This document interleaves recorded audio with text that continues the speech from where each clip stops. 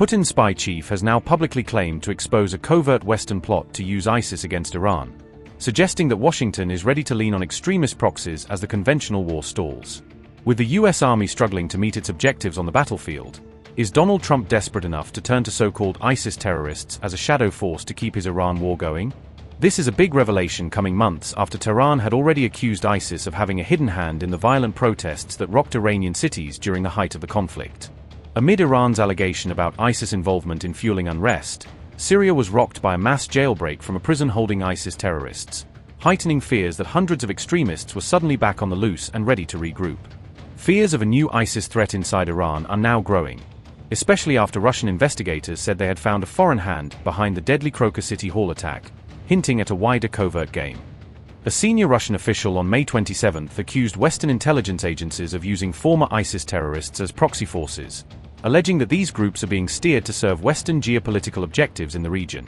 The chief of Russia's Federal Security Service, or FSB, went further and claimed that the West is actively trying to deploy ISIS militants specifically against Iran, opening a new and dangerous front in the confrontation. Moscow's allegation comes months after Iran itself had alleged that ISIS-like elements played a role in stoking violence during nationwide protests, suggesting a pattern of extremist exploitation. Coinciding with Iran's earlier claim was a mass jailbreak from a Syrian prison that was holding ISIS members, an incident that raised immediate questions about who might benefit from their sudden return to the battlefield. Interestingly, Russia had also alleged a foreign hand behind the ISIS terror attack in Moscow's Crocus City Hall in March, implying that outside powers may have helped facilitate or direct the assault. As per Iran's IRNA news agency, FSB Director Alexander Bortnikov said, quote, "Western intelligence agencies, according to available information, are continuing their efforts to use terrorists in Syria as proxy forces in the war against Iran. These individuals include citizens of CIS countries who have fought for ISIS and other terrorist groups and were later sent to Syrian prisons. NATO continues a long-term program to create targeted biological weapons in the Asia-Pacific region, Africa, and Latin America.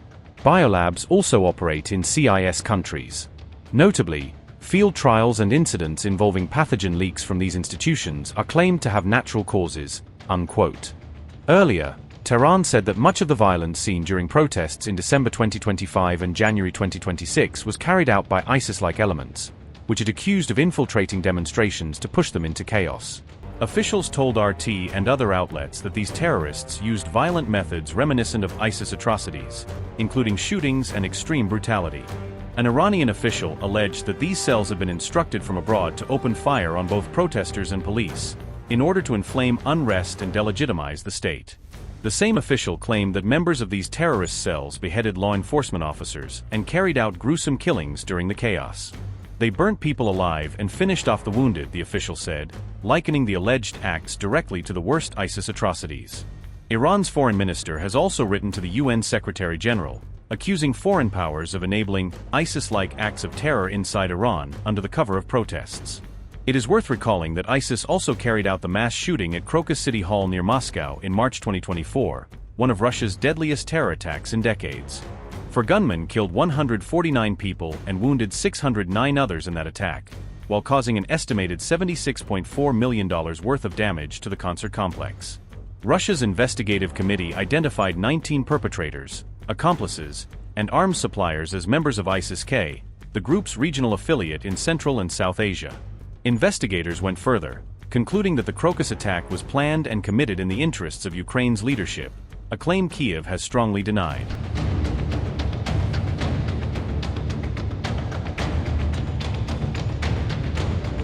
Syria has reported a new mass escape from its Al-Hol detention camp, which holds families linked to ISIS fighters, CNN said, citing Syrian government and Western officials. The escape took place after Kurdish-led forces abruptly withdrew from the camp, leaving it more vulnerable and allowing large numbers of detainees to slip away. This comes only weeks after around 1,500 ISIS members broke out of a separate prison in Syria in January 2026, underscoring how fragile ISIS detention infrastructure has become. A Syrian government spokesperson said the Syrian Democratic Forces had pulled out of Al-Hol without any coordination with Damascus or its security services. The SDF rejected the Interior Ministry's claims as misleading, accusing the government of using the issue to evade its own responsibility for camp security. Instead, Kurdish commanders accused Damascus-affiliated factions of entering the camp and physically removing families of ISIS members, further muddying who helped him escape. The Kurdish-led SDF, which opposes Syria's current rulers, was once Washington's main local ally in the war against ISIS in Syria, carrying much of the ground fighting. More recently, however, the US has been accused of abandoning the SDF and edging closer to Syria's new ruler, al-Shura, recalibrating its alliances in the country.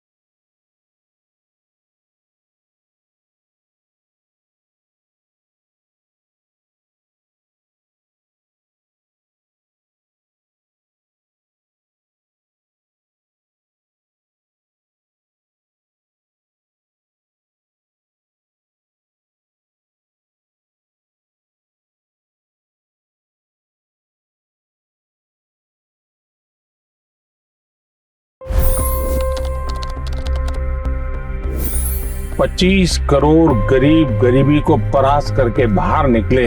For the good of our nation, let's work together and let's truly make America great again. The fastest news breaks. Requested PM saying that look, you will have to speak to Putin and to Zelensky. The biggest news makers. The relationship with India is probably the most important bilateral relationship the US will have for the rest of this century. The capital delivered quite an election result today. Expert analysis.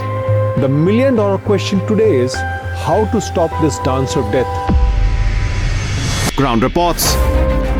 I'm standing at the crossroad of the Kumbh Mela. Behind me are more than 100 entry guards. Long-form interviews. Exclusionary politics is reflected in Manipur case as well. You don't bother because this is a small state. Deep dive into burning issues. It's often said DRC could be the richest country in the whole world. It's because of what sits underneath. Why exactly did the US topple the Sheikh Hasina government?